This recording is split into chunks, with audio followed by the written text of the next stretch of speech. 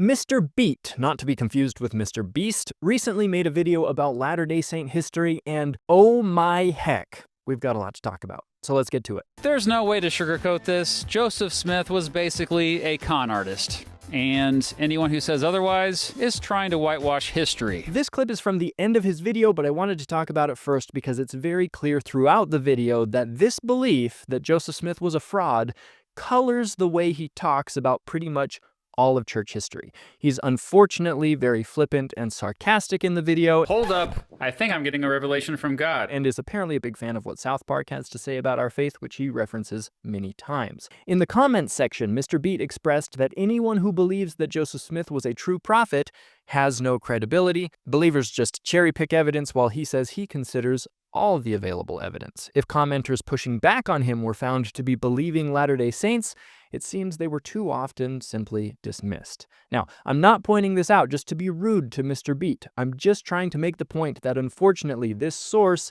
is far from fair and balanced. And while he does include many facts throughout his video, he leaves out many important facts that add important context. But let's go back towards the beginning of the video and get a little deeper into some of Mr. Beat's arguments. Joseph's dad, Joseph Sr., apparently made money as some sort of wizard.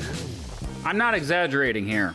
He'd claim he could see things all other people couldn't see. And he'd claim he had the ability to find treasures. And people actually believed him, and they'd actually pay him to help them find these treasures. They even called it treasure hunting. Now, did Joseph Smith Sr. ever actually find any treasure? Nah, but that didn't matter. He was making money, baby. Joseph Sr. taught his son to hustle people just like he did, and soon Joseph Jr. was doing his own treasure hunts. All right, so most critics that bring up Joseph Smith's treasure digging present you with two options. Either this was an evil witchcrafty practice, or just outright fraudulent. Most go the fraud route, but both options look bad for Joseph. But there's a third option that Mr. Beat either isn't aware of or chooses not to bring up. This article by anthropologist Manuel Padro indicates that treasure hunting was explicitly a form of Christian folk religiosity as practiced in upstate New York and New England. For many rural Yankees, treasure seeking was a materialistic extension of their Christian faith. In this folk Christian tradition, it was believed that when someone buried treasure and then died, their spirit would not be able to move on until the treasure was found and put to good use. Sincere treasure hunters felt that they were actually helping to free souls from purgatory, so to speak. If hunters failed to acquire the treasure, non-believers might chalk it up to fraudulence, while sincere practitioners attributed it to interfering evil spirits or their own lack of faith. Professor of early modern history Johann Dillinger wrote, "We cannot understand early modern treasure hunting if we ignore its double purpose. It was a means to make money, but it was also an act of Christian devotion that helped a poor soul to finally enter the hereafter. The spiritual motivation was essentially genuine." And for anyone wondering, I want to emphasize that these researchers are not members of our faith. So if treasure digging was a Christian thing, why did it get such a bad rap? Largely because it had roots in Catholicism, and the early United States was very, very Protestant. The dominant ideology painted the treasure quest as heretical, and that's the version of history that has been passed down to us. And by the way, he throws up a screen full of dollar signs suggesting that treasure digging was a lucrative endeavor for Joseph Sr. That was not the case. They were predominantly farmers and very poor. Also, I should add that the, quote, first vision story has had multiple versions over the years. He doesn't spend much time on this, so I won't either, but yes, Joseph wrote down or told the story of his 1820 vision multiple times over the years to different people in different situations, and while the gist of the story is the same, there are some differences in the details. For example, the 1832 account says he was 16 at the time of the vision. The 1835 account says he was about 14 at the time. The 1835 account says he saw two personages along with many angels, while the 1838 account says he saw God the Father and Jesus, but doesn't mention the other angels. I don't mean to be flippant about this if people are sincerely concerned about it, but I agree with this quote from the non-Latter-day Saint historian Stephen Plothero, whose conclusion about this controversy was essentially meh. But if this is new information to you and you'd like to dive deeper, Here's a whole book about this topic. Over the next 4 years, Joseph supposedly tried to find this buried book made of golden plates, but couldn't locate them. Mr. Beat lists no source for this information in the transcript, so I don't know where he's getting it from, but this is incorrect. The angel Moroni told Joseph where the plates were in the hill. He moved the stone covering and saw the plates were there, but he wasn't allowed to take them home yet. He met with Moroni at that location at the same time every year for 4 years, and was then allowed to take them home. Smith said the golden plates had, quote, reformed Egyptian written on them, and he was the only one who could translate it into English. But nobody could actually see the golden plates, nor could they actually see Joseph Smith translating the golden plates. Well, isn't that convenient? Later, Smith claimed he could translate the golden plates without even seeing them. Okay, sorry for the abrupt cut. I just thought it was ironic that he claims that no one could see Joseph while he was translating, but then he immediately cuts to a picture of Joseph translating right in front of his scribe. Which is it? In this case, the picture is correct. We have multiple witnesses of the translation confirming that Joseph translated in full view of his scribe and sometimes others, and that he had no notes or reference materials available to him during the dictation of the text. It certainly begs the question, if Joseph was a fraud, where did the 531 pages of text of the Book of Mormon come from? It was a rapid translation of a complex text in front of witnesses with his face in a hat looking at a rock. I've heard the theories, but personally have yet to see a naturalistic explanation that even comes close to explaining how this book came to be. Some people are going to claim that there was a curtain drawn between Joseph and his scribe. That argument doesn't hold water. We did a whole video on it, linked in the description if you want to know why. Mr. Beat briefly mentions the 3 official witnesses later in the video, but he doesn't mention anything at all about the additional 8 witnesses or the unofficial witnesses and the experiences they had with the plates.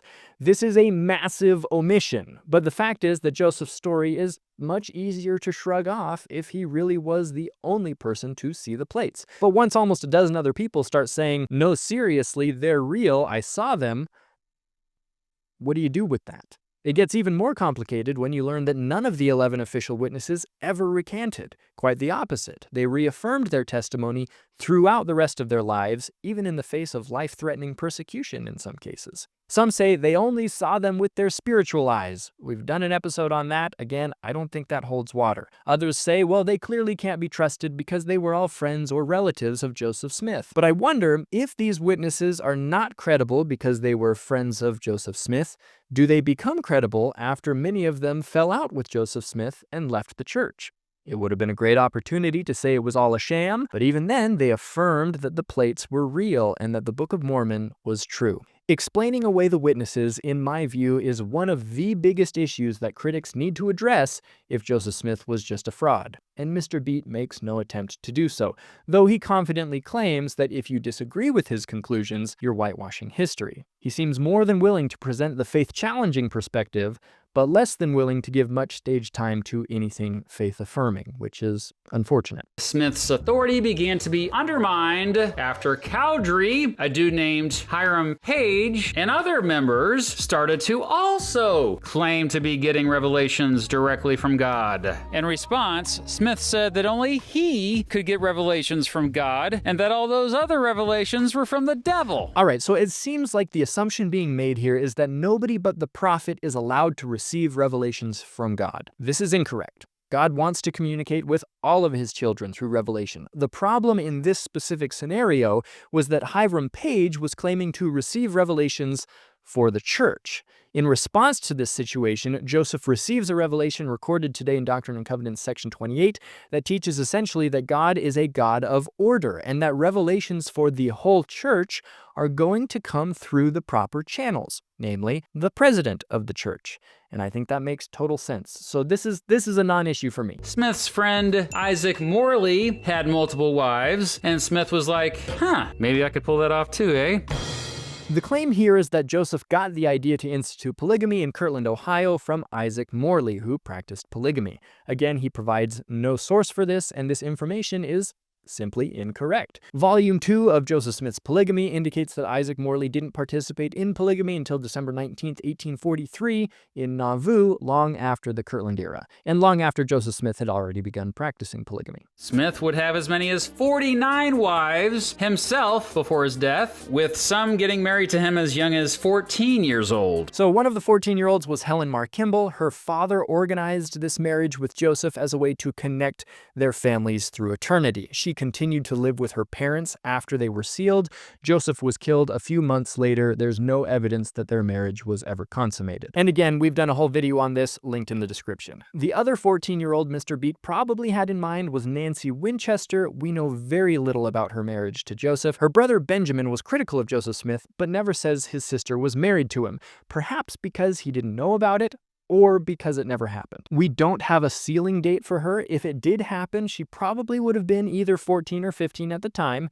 In the chart Mr. Beat shows, she's 15. On Wikipedia, which is the source he cites in his transcript, she's 14. In either case, as Brian Hales notes, no documentation exists suggesting that she was sexually involved with the prophet at any time. Now, I'm not saying this information means you have to be okay with polygamy or the age of these women.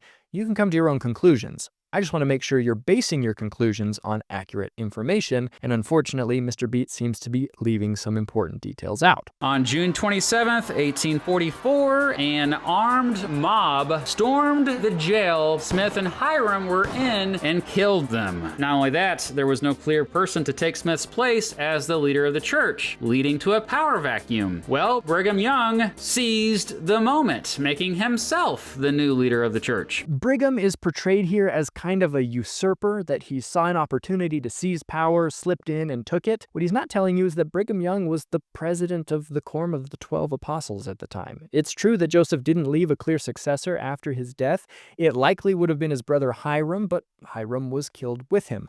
The only other serious options were Sidney Rigdon or Brigham Young. Rigdon had some issues at that point in the church, so yeah, most people totally supported Brigham Young. They didn't just go along with it for the heck of it. It made sense. Shifting gears a bit, you guys, here's the deal. As we've seen, there are a lot of blatant inaccuracies in Mr. Beat's video. This response video is just a selection of some of the issues I saw. But what is perhaps more concerning is the pattern of stating partial truths or incomplete truths that drastically affect how people unfamiliar with the history are going to interpret things. As Latter-day Saints, we need to be careful and develop the skills necessary to be able to spot not only the inaccuracies, but the half-truths as well. Now, I don't know Mr. Beat. Based on this comment from his wife, it looks like he's been through some serious stuff.